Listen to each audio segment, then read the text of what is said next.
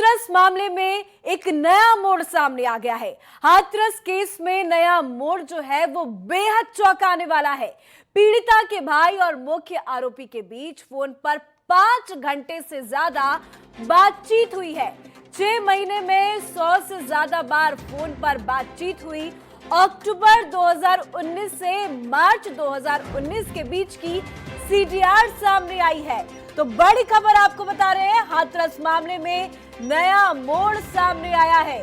हाथरस कांड में ये नया खुलासा, पीड़िता के परिवार के संपर्क में था आरोपी। 100 से ज्यादा बार फोन पर बातचीत हो चुकी है। हाथरस कांड की जांच में नया खुलासा। उत्तर प्रदेश पुलिस ने अपनी पड़ताल में यह पाया है कि पीड़ित परिवार और मुख्य आरोपी की फोन के जरिए बातचीत हुई है। पीड़ित परिवार और बताया जा रहा है कि वो आरोपी संदीप है जिससे फोन के बीच में बातचीत हुई है। और बातचीत का जो सिलसिला है वो काफी लंबा भी चला है। काफी घंटों बातचीत हुई। 2019 से मार्च 2019 के बीच में ये पूरी बातचीत है। तो एक नया मोड़, लगातार इस पूरे मामले में नए नए खुलासे हो रहे हैं।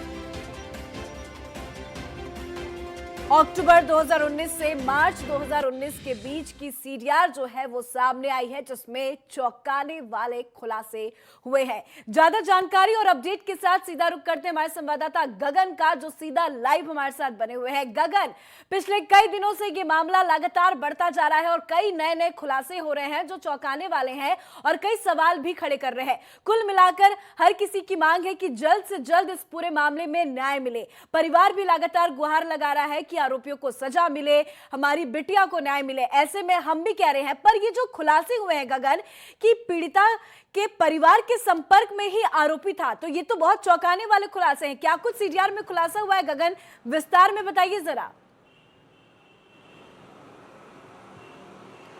देखिए, बिल्कुल जब ये पूरा मामला हुआ था उसके बाद अगर हम जो पीड़िता थी उसकी मां की बात करें तो उन्होंने जितने भी मीडिया को बाइट दी थी उसके बाद उसने बयान में यही कहा था कि उनकी पुरानी रंजिश थी जो आरोपी संदीप है उनसे और उनके परिवार से। तो लाजमी है कि अगर रंजिश थी तो उनकी आमने सामने तो बातचीत हुई होगी। लेकिन जब पुलिस ने पूरी जांच पड़ताल शुरुआत की उसमें साफ तौर पर ये निकल के आया कि इन दोनों के बीच में, यानी संदीप और पीड़ित परिवार के किसी एक सदस्य से बीच में करीब 104 बार कॉल की गई है, जिसमें इन 104 बार कॉल में कुल मिलाकर 5 घंटे बातचीत हुई है। संदीप से तो बातचीत की गई थी, लेकिन पीड़ित परिवार में किसने बातचीत की थी ये अभी साफ नहीं हो पाया है, क्योंकि जो पीड़ित परिवार के फोन से नंबर से कॉल की जा रही थी वो पीड़िता के भाई के नाम से रजिस्टर्ड था। तो आखिरकार वो कौन था जो संदीप से लगातार बातचीत कर रहा था? करीब 5 घंटे बातचीत हुई है, जिसमें करीब 60 से ज्यादा बार आउटगोइंग हुई है।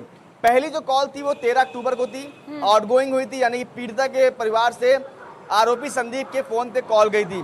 उसके बाद कॉल का सिलसिला शुरू होता है और करीब 104 बार, हालांकि एक साल में 104 बार कॉल करना कोई बड़ी बात नहीं है। अगर आपसी रंजिश है तो कॉल, लेकिन गगन यदि आपसी रंजिश है और मान लिया जाए कि पीड़ित परिवार को फोन करके यदि धमकाया भी जा रहा होगा, गाली गलौज किया जा रहा होगा, तो इतने घंटे की कॉल और अक्टूबर 2019 से मार्च 2000 के बीच की जो आप डिटेल्स बता रहे हैं जिसकी सीडीआर सामने आई है, उसमें चौंकाने वाले खुलासे तो ये भी है कि सिर्फ कॉल गई नहीं है, आई भी तो है। तो ऐसे में कई सवाल खड़े करते हैं कि आखिरकार क्या ये दोनों एक दूसरे को पहले से जानते थे? बातचीत थी, बातचीत दुश्मनी में तो कहीं नहीं बदल गई। तो ऐसे कई सवाल जो है वो खड़े हो रहे हैं गगन। अब देखिए, बिल्कुल पूजा, क्योंकि कॉल 1 साल पहले से शुरुआत हुई है, 13 अक्टूबर 2019 से अब तक, 1 साल तो लगभग हो ही गया है। तो उन 1 साल में 104 बार कॉल हुई है, 5 घंटे बातचीत हुई है। जो कई लोग का आरोप था कि प्रेम प्रसंग का था, तो प्रेम प्रसंग अगर मामला होता तो 5 घंटे सिर्फ बातचीत ना हुई होती, इससे ज्यादा की बातचीत हुई होती। तो लाजमी है कि जो आपसी रंजिश के चलते ही ये कॉल की गई थी, एक दूसरे पर आरोप मढ़ने को लेकर या किसी अन्य चीज को लेकर या विवाद को लेकर, या विवाद की जड़ ही इस कॉल से शुरू हुई हो। तमाम चीजें अभी फिलहाल पुलिस की जांच में है, लेकिन आउटगोइंग भी हुई है, इनकमिंग भी हुई है, यानी कि पीड़िता के परिवार से संदीप को कॉल की गई है और संदीप से की तरफ से गगन, ये जो संदीप शख्स है, जो आरोपी है, जो पुलिस की गिरफ्त में है, लगातार पुलिस संदीप से पूछताछ भी कर रही है, घर वालों से पूछताछ कर रही है, संदीप के घर वालों से पूछताछ की जा रही है।